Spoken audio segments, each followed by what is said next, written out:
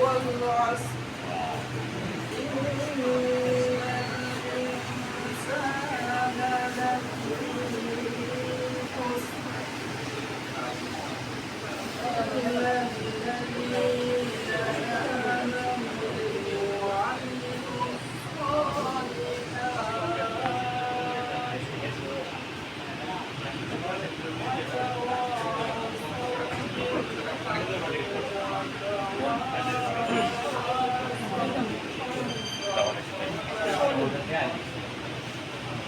এরশাদ হচ্ছে আসলে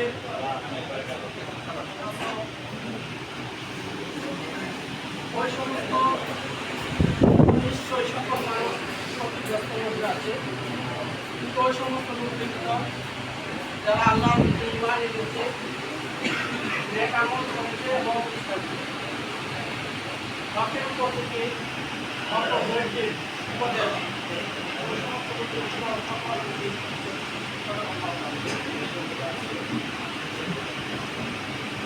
সম্মানিত সাংবাদিক ভাইরা প্রোগ্রামের সম্মানিত সভাপতি নিয়ে আসছেন বাংলাদেশ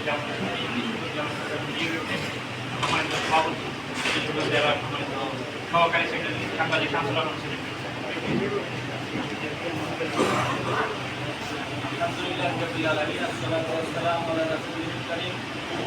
ইসলামী আন্দোলনের পূর্বে ঘটনা বাংলাদেশ জামাত ইসলামী কিশোরগঞ্জ জেলা শাখা কর্তৃক আয়োজিত এবং কিশোরগঞ্জের সম্মানিত সাংবাদিক বিশ্বের সম্মানে আয়োজিত আজকে এই অনুষ্ঠানে আজকে প্রধান অতিথি হিসাবে আমাদের এখানে উপস্থিত রয়েছে বিপুল সম্মানিত প্রধান অতিথি কিশোরগঞ্জ জেলা আমির বাড়িপুর আসনের জন্য জামাত মনোনীত সংসদ সদস্য প্রার্থী অধ্যাপক মোহাম্মদ জানানি উপস্থিত রয়েছে বিশেষ অতিথি হিসাবে নায়েবে আমির মাওলানা অধ্যক্ষ আজিজুল হক এবং আমাদের জেলার শিক্ষা সেক্রেটারি মাওলানা নাজমুল ইসলাম, আমার সাথে উপবিষ্ট কিশোরগঞ্জ জেলার এলাকা থেকে আগত বিভিন্ন পত্রিকা এবং মিডিয়ার সাংবাদিক আসসালামু আলাইকুম।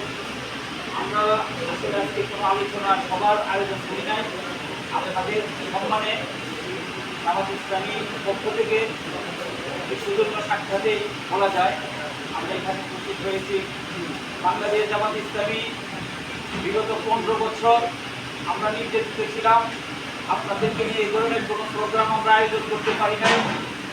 জামাত ইসলামীর প্রোগ্রাম সম্পর্কে আপনাদের অনেকেরই জানার বাইরে আছি আমরা।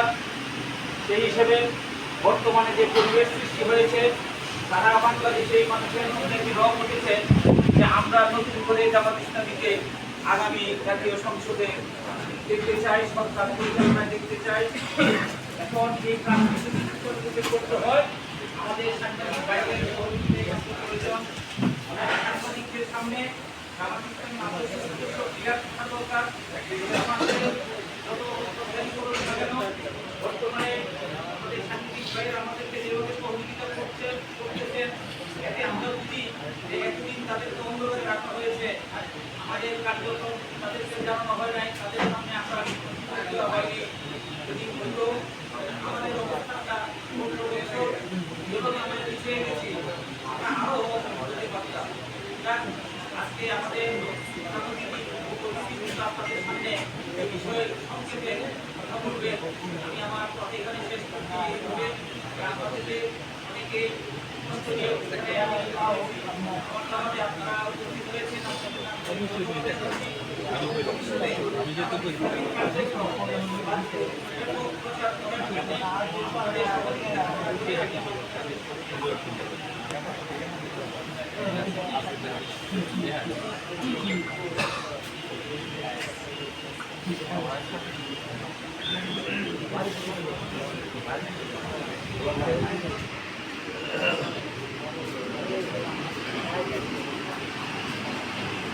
যে সম্মানিত সাংবাদিক ভাইরা আমাদের দেশের যে আলোচনা নিয়ে আসলেন, গণমানুষের সংগঠন বাংলাদেশ জামাত ইসলামী কিশোরগঞ্জ জেলা শাখার আমি জেলা সেক্রেটারি অধ্যাপক নাজমুল ইসলাম ভাইকে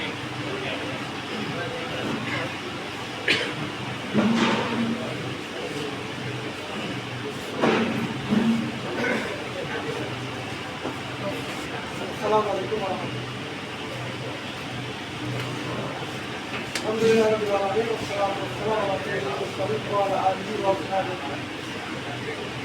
শত শহীদের রক্ত সংগঠন শহীদ ঈদগাহ বাংলাদেশ জামাত ইসলামী কিশোরগঞ্জ জেলার উদ্যোগে সাংবাদিকদের সম্মানে আয়োজিত আজকের ইফতার মাহফিল ইফতার পূর্ব আলোচনায় সম্মানিত সভাপতি বাংলাদেশ জামাত ইসলামী কিশোরগঞ্জ জেলার অন্যতম সহকারী সেক্রেটারি মিডিয়া বিভাগের সভাপতি বিশিষ্ট সাংবাদিক জনাব শামসুল সেলিম, উপস্থিত আছেন বাংলাদেশ জামাত ইসলামী কিশোরগঞ্জ জেলার সংগ্রামী আমির কেন্দ্রীয় মন্ত্রী শিশুরার অন্যতম সদস্য বাংলাদেশ জামাত ইসলামী কর্তৃক নিমতিবাজিতপুর থেকে সম্ভাব্য প্রার্থী আমাদের বিশিষ্ট রাজনীতিবিদ আজকের প্রধান অতিথি অধ্যাপক মোহাম্মদ উপস্থিত আমাদের মাঝে উপস্থিত হয়েছেন বাংলাদেশ জামাত ইসলামী কর্তৃক মনোনীত কিশোরগঞ্জ এক কিশোরগঞ্জ সদর উপজেলা হোসেনপুর আসনের সম্ভাব্য প্রার্থী বিশিষ্ট রাজনীতিবিদ সমাজসেবক জামাত ইসলামী কিশোরগঞ্জ জেলা সাবেক নায়েবে আমির অধ্যাপক মোহাম্মদ মোসাদ্দেক ভূঁইয়া, সম্মানিত সাংবাদিক বন্ধুরা, সবাইকে বাংলাদেশ জামাত ইসলামী কিশোরগঞ্জ জেলা শাখার পক্ষ থেকে আন্তরিক মোবারকবাদ জানাচ্ছি। আপনারা আপনি সুন্দর পরিবেশে আমাদের দাওয়াতটা কবুল করে একটা পরিবেশ সৃষ্টি করেছেন। এই জন্য সম্মানিত ভাইরা, আমি একান্তই আমার একটা ব্যক্তিগত মত, যদি কোনো জাতি বা শ্রেণী গোষ্ঠীকে আমি নিরপেক্ষ বুঝি, একটা জাতিকে খুঁজে পাই, সেটা হলো সাংবাদিক। আরও যারা প্রভাবিত হয় না, প্ররোচিত হয় না, নিজের ছবি কথা বলে, ভিডিও ফুটেজ কথা বলে, একটা ছবি তুলে ছবি যেমন নিরপেক্ষ কথাটা বলে, আয়না যেমন আমাকে দেখলে আমি আয়নাকে দেখলে আমার চেহারা আসল চেহারা সে কথা বলে, সাংবাদিক হলো আমার দৃষ্টি এরকম। আসলে তার নিজস্ব কোনো কথা থাকে না, যা ঘটেছে তাই বলে। এই জাতির নাম হলো সাংবাদিক। আর আপনারা যেমন একটি শ্রেণী, আমার একটি তীর, সত্যি আপনাদেরকে দেখলে আমাদের শ্রদ্ধা জাগে। এটা নিরপেক্ষ জাতি, কারো দ্বারা প্রভাবিত হয় না, কারো পক্ষে যায় না, যাওয়ার সুযোগই না।